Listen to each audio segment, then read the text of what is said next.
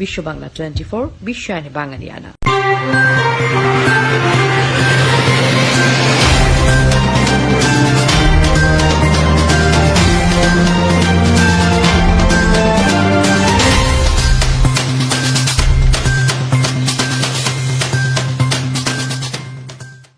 Corona রোগী শনাক্ত করবে কুকুর।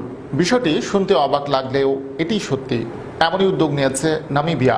আফ্রিকার দেশ নামিবিয়া কোভিড-19 রোগী শনাক্ত করার কাজে প্রশিক্ষিত কুকুর ব্যবহার করবে। প্রিয় দর্শক, এ নিয়ে বিশেষ একটি প্রতিবেদনে দেখুন বিস্তারিত। নামিবিয়ায় করোনা রোগীর সংখ্যা ক্রমবর্ধমান হারে বাড়ছে।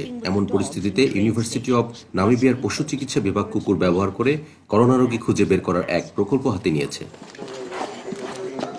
করোনা ভাইরাসে আক্রান্ত রোগীদের দেহ থেকে বিশেষ এক ধরনের গন্ধ বের হয়, যেটি জার্মান শেপার্ড বা বিগল জাতের কুকুর সহজেই শনাক্ত করতে পারে বলে ধারণা করা হয়। ইউনামের রোগতত্ত্ব বিভাগের শিক্ষক কনরাড ব্রেইন বলেন, প্রকল্পটি মাস দুয়েক আগে শুরু হয়েছে। এর লক্ষ্য করোনা রোগী শনাক্তে সম্পূর্ণ নতুন ধরনের উপায় খুঁজে বের করা। তিনি বলেন, ফিনল্যান্ড এবং ফ্রান্সের সহযোগিতায় এসব কুকুরকে প্রশিক্ষণ দেওয়া হচ্ছে। কোনো মানুষ কোভিড পজিটিভ বা নেগেটিভ এই কুকুর দক্ষতার সাথে তা শনাক্ত করতে পারে বলে দেখা যাচ্ছে। প্রশিক্ষণ শেষ হলেই বিমান ও নৌবন্দরে এই কুকুরগুলোকে মোতায়েন করার পরিকল্পনা করা হচ্ছে।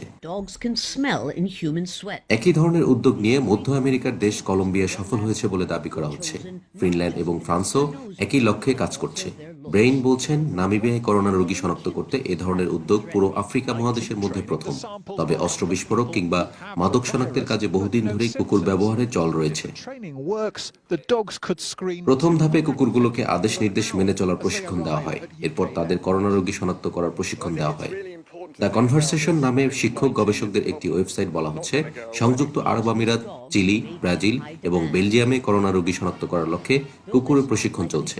আরব আমিরাতের বিমানবন্দরগুলোতে ইতিমধ্যেই প্রশিক্ষিত কুকুর ব্যবহার করে করোনার সংক্রমণ মোকাবেলায় সফল এসেছে বলে ওয়েবসাইটটি দাবি করেছে। ডেস্ক রিপোর্ট, বিশ্ব বাংলা 24।